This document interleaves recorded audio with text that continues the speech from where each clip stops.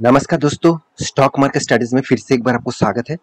तो आज यहाँ पे मैं बात करूंगा एक बहुत इंपॉर्टेंट कंपनी के बारे में। देखिए, जिसके ऊपर नजर हर किसी के ऊपर है, मतलब हर किसी उसके ऊपर नजर रख रहा है। तो कंपनी देखा जाए तो एक रियलिटी सेक्टर से बिलोंग करते हैं, एक रियलिटी इंडस्ट्री से बिलोंग करते हैं।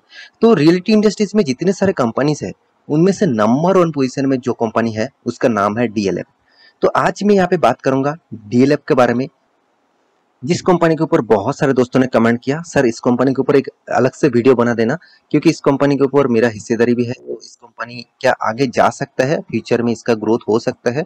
तो इस तरीके से बहुत सारे यहाँ पे मतलब बोला गया है कि इस कंपनी के ऊपर एक अलग से वीडियो बना दीजिए। तो चलो आज उसी के ऊपर बात करूंगा और बहुत कुछ इंपॉर्टेंट इन्फॉर्मेशन भी आपको दिखाऊंगा, जो आपको इस कंपनी के बारे में और इस इंडस्ट्रीज के फ्यूचर के बारे में भी आपको कुछ अंदाजा लग जाएगा। तो चलो वीडियो शुरू करते हैं। वीडियो शुरू करने से पहले जरूर कहूंगा, जितने सारे दोस्त मेरे साथ जुड़े हुए हैं उसको बहुत बहुत धन्यवाद, और जितने सारे दोस्त अभी तक नहीं जुड़े हैं तो प्लीज मैं रिक्वेस्ट करूंगा, अभी तक चैनल को सब्सक्राइब नहीं किया तो जरूर सब्सक्राइब कर लेना, क्योंकि आपको daily basis stock market information, updates, IPOs और न्यूज के बारे में जानना है तो इस चैनल में बने रहिए। तो चलो देखते हैं आज के स्टॉक के बारे में। तो सबसे पहली बात, कंपनी का नाम कौन सा है, आप पहले देख चुके हैं, डीएलएफ।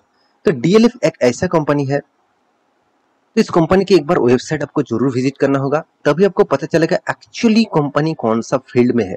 देखिए, कंपनी देखा जाए तो रियलिटी इंडस्ट्रीज में है, और मतलब इसका ज्यादातर कंस्ट्रक्शन का बिजनेस है, रियलिटी इंडस्ट्रीज के बिजनेस है।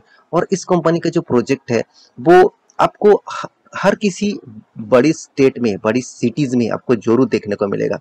तो डीएलएफ एक ऐसा कंपनी है जो मार्केट में नंबर 1 पोजीशन में अभी खड़ा हुआ है।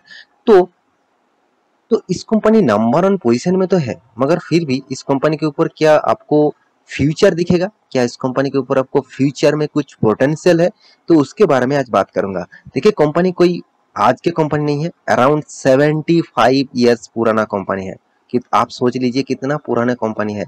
तो एक दशक तक कंपनी होने वाला है, तो इस तरीके से पुराना कंपनी है। Company around 31.2 million square foot में कंपनी काम कर चुकी, 31.2 million square foot, sorry square metre, माफी चाहता हूँ, फुट बहुत कम होता है, स्क्वायर मीटर में काम करते हैं, काम कर चुके हैं। तो कंपनी का बिजनेस जो है आप यहाँ पे खुद ही देख सकते हैं कंपनी किस बेसिस से काम कर रहा है और किस तरीके से काम कर रहा है। तो मेरे हिसाब से इस कंपनी के ऊपर आपको आपको जरूर एक बार स्टडी तो कर लेना चाहिए। हाँ, कंपनी कैसा है उसके बारे में अभी आपको बताऊंगा। तो उससे पहले एक इन्फॉर्मेशन आपको जरूर दूंगा।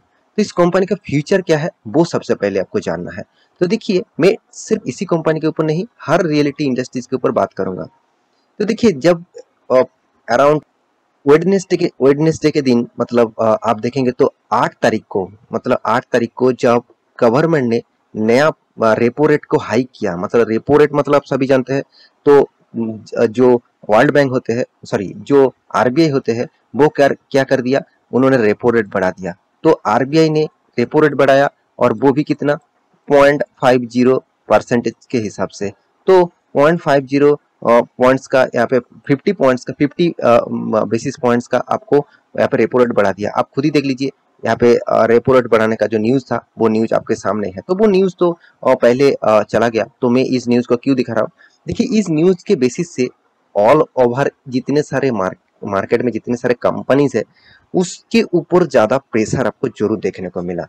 क्योंकि उस कंपनी के ऊपर आपको प्रेशर होने के पीछे जो कारण है, जो लॉजिक है, वो एक्चुअली देखा जाए तो एक्चुअली कंपनी के कुछ बहुत सारे कंपनीज के ऊपर नेगेटिव इम्पैक्ट जरूर देखने को मिलेगा। क्योंकि रेपो रेट जितना हाई होगा उतना ही इंटरेस्ट रेट बढ़ जाएगा। इंटरेस्ट रेट जितना बढ़ेगा उतना ही सिर्फ कंपनी के लिए नहीं, सारे के सारे इंडस्ट्रीज के लिए खतरा है।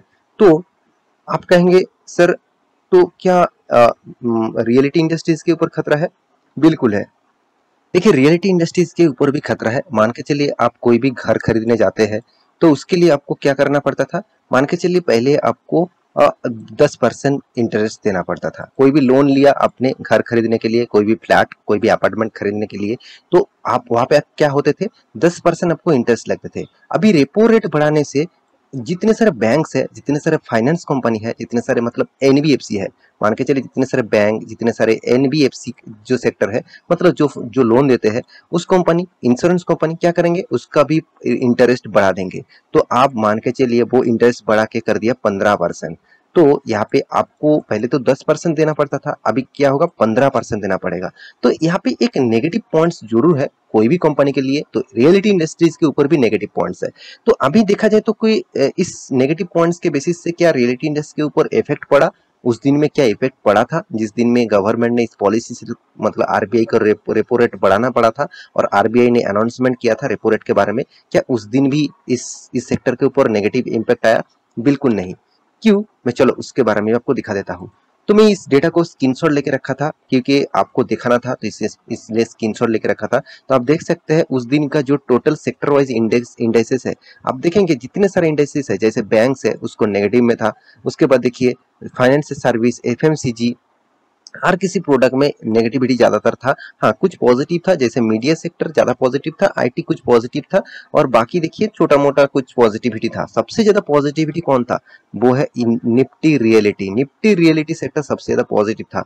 देखिए आप कहेंगे सर 1.89 का पॉजिटिव है, बिल्कुल मैं कहूंगा नहीं। फिर भी देखिए कंपेरिजन टू अदर सेक्टर, तो आप देखेंगे तो इस कंपनी का सबसे ज्यादा परसेंटेज ज्यादा था। इसका मतलब क्या है? इसका मतलब है कंपनी ने मतलब इस सेक्टर ने एक पॉजिटिविटी दिखाया उस दिन जब नेगेटिविटी होना चाहिए था। तो वो कौन सा कारण है जिसके कारण पॉजिटिविटी आया? तो चलो उसके ऊपर भी बात कर लेता हूँ।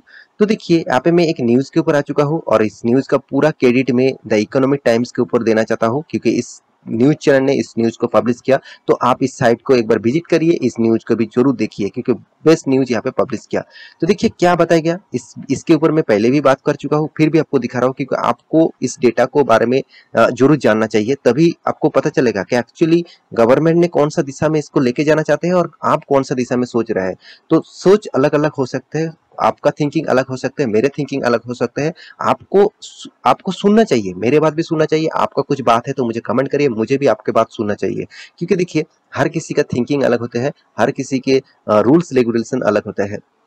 तो मैं जिस तरीके से सोचता हूँ शायद आपने उस तरीके से नहीं सोचे होंगे, और आप जिस तरीके से सोचते हैं मैं नहीं सोचे होंगे। तो आप भी मुझे कमेंट करिए, आपके कुछ कमेंट हो तो देखिए home loans limit double for the individual browsing in cooperative banks. इसका मतलब क्या है? देखिए पहले जो लोन मिलते थे, मान के चलिए आप घर के लिए कोई भी लोन लेना चाहते थे, अराउंड आप एक एक मान के चलिए एक फ्लैट लेना चाहते हैं जिसका कीमत है अराउंड आप मान के चलिए 20 लाख रुपया। तो 20 लाख रुपया तो आपके जेब में नहीं होगा। तो आप क्या करेंगे? आप बिजनेस करते हैं, आप मतलब जॉब करते हैं, तो आप क्या करेंगे? आप लोन लेंगे। तो लोन का तो इंटरेस्ट बढ़ गया, तो इसका मतलब क्या है? आपका तो ज्यादातर लोन मतलब इंटरेस्ट देना पड़ेगा। पहले तो कितना था? पहले मान के चलिए 10% था। एक मैं आपको एग्जांपल के हिसाब से बता रहा हूँ, कितना परसेंटेज आप खुद जाके देख सकते हैं। तो गवर्नमेंट के रेपो रेट बढ़ने के बाद बैंक ने भी 15% लोन बढ़ा दिया। तो आप कहेंगे सर मुझे तो लोन तो मिला, मगर उससे ज्यादा अगर लिमिट मिल जाता तो अच्छा होता। मैं 20 लाख रुपया लोन मुझे घर के लिए लेना है, मगर बैंक तो बता रहा है कि 10 लाख तक देंगे। 10 लाख में मेरे घर कहाँ से मैं खरीदारी कर पाऊं? तो इसलिए आपको क्या करना पड़ चाहिए? ज्यादा लोन लेना पड़ेगा। तो ज्यादा लोन आपको कहाँ पे मिलेगा? तो इसके लिए गवर्नमेंट भी एक अनाउंसमेंट किया, जो आप लोन का जो लिमिट है वो डबल हो जाएगा, और वो भी आपको कोऑपरेटिव बैंक से लेना होगा। तो यहाँ पे एक प्रमोशन भी मैं जरूर कहूंगा, गवर्नमेंट कोऑपरेटिव बैंक को प्रमोशन कर रहा है, जो आदर्श बैंक के लिए एक खतरा है, जो दिग्गज दिग्गज प्राइवेट बैंक है उसके लिए खतरा है। क्योंकि कोऑपरेटिव बैंक तो यहाँ पे मात दे देंगे सारे सारे बैंक्स को, और सारे बैंक्स के ऊपर लोग लोन लेने से पहले एक बार सोच लेंगे कि चलो कोऑपरेटिव बैंक से ही लोन ले लेता हूँ। तो एक एक पॉइंट्स है, इस पॉइंट के बेसिस से रियलिटी इंडस्ट्रीज आगे ग्रोइंग मूड में जरूर रहेगा, क्योंकि देखिए लोन्स मिलेगा। देखिए लोन चुकता जरूर लोग करने के लिए, लोग घर लेने के लिए, लोग प्रोडक्ट खरीदारी करने के लिए हमेशा सबसे पहले सोचते हैं। लोगों के पास 10 रुपया भी आ जाता है ना, वो सबसे पहले सोचते हैं मैं इसको कहाँ पे खर्च करूँ। मगर उसको ये नहीं समझ में आते हैं कि वो उस पैसे से कितना इन्वेस्ट करे, वो उस पैसे में कितना मतलब आपके सेविंग करे। तो वो सोचते नहीं, ज्यादातर लोग 95% लोग यही सोचते हैं पैसे पे वो कहाँ पे खर्च करे। तो देखिए मैं इस कंपनी के बारे में सिर्फ इसी बात कहूंगा, कंपनी में कुछ खराबी नहीं है, कंपनी के परफॉर्मेंस आपको अच्छा दिखेगा। फिर भी इस कंपनी के ऊपर मुझे उतना खास नहीं लगता, क्योंकि जिस बेसिस से कंपनी काम कर रहा है, जिस पैरामीटर से कंपनी काम कर रहा है, मुझे लगता है फ्यूचर में कितना आगे जा सकता है वो अलग बात है। कंपनी का मार्केट कैप देखिए 80,000 करोड़ है, कंपनी का पी रेशियो हाई है, company return of equity, return of capital employed देखेंगे तो लो एवरेज लेवल में है, कंपनी का एनुअली इनकम 1500 करोड़ है। तो कंपनी के हर पैरामीटर आपको पॉजिटिव दिखेगा। कंपनी का डेप्थ जो है वो अराउंड 4000 करोड़ का डेप्थ है। तो कंपनी के हाथ में कैश भी शानदार है 2600 करोड़। अभी देखने कंपनी का प्रॉफिट अर्निंग रेशियो जो है, कंपनी का हर क्वार्टर में प्रॉफिट कंटिन्यूअसली प्रॉफिट में है। हाँ, बीच में कंपनी एक बार कंपनी ने लॉस किया, और वो भी देखिए मार्च 2020 में, मतलब जब लॉकडाउन हुआ था उस सालों में कंपनी लॉस किया था। बाकी पूरा के पूरा साल कंपनी कंटिन्यूअसली प्रॉफिट कर रहा है। मगर इस कंपनी आपको रिटर्न ऑफ रेशियो देखिए, कंपनी आपको रिटर्न ऑफ रेशियो तो अच्छा खासा नहीं दिया, फिर भी देखिए पॉजिटिव रिटर्न है। मैं जरूर कहूंगा उतना खास भी नहीं है, उतना खराब भी नहीं। कंपनी के ऊपर इन्वेस्टर के बारे में बात करूं तो देखिए इन्वेस्टर भी यहाँ पे निवेश करके रखा है। जैसे प्रोमोटर के पास 74%, एफआईएस के पास 15%, डीएस के पास 4% और पब्लिक के पास 5%। तो मैं इस कंपनी के बारे में सिर्फ एक ही बात कहूंगा, एक ही वर्ड कहूंगा कि कंपनी में देखा जाए तो उतना खराबी नहीं है, मगर इस कंपनी का चार्ट पैटर्न देखकर मुझे उतना पॉजिटिव नहीं लग रहा है। कि जिस कंपनी आप मूवमेंट में थोड़ा सा भी जाते तो भी मुझे अच्छा लगता, अगर साइड में भी जाते तो भी अच्छा लगता। जो कंपनी मतलब कभी 1000 के ऊपर चल रहा था, आज वो कंपनी 300-400 में चल रहा था। इसका मतलब कंपनी अराउंड 75% तक लॉसेस में चल रहा है। तो टॉप लेवल से मैं बात करूं तो इस कंपनी के ऊपर इन्वेस्ट करने से पहले एक बार सोचना, उसके बाद निवेश करना। देखिए आप रिक्सी प्लेयर है तो आप जरूर रिक्सी गेम खेलिए, अगर आप सेफेस्ट प्लेयर है तो आप सेफेस्ट जोन में इन्वेस्ट करिए। तो बाकी आपके मर्जी। तो आशा करता हूँ सारी जानकारी को मिल चुका है। मेरे वीडियो अच्छा लगे तो लाइक करना, दोस्तों को शेयर करना, चैनल को सब्सक्राइब भी करना। मिलते हैं नेक्स्ट टॉक लेके, तब तक के लिए अच्छे से रहिए, अपने ख्याल रखिए।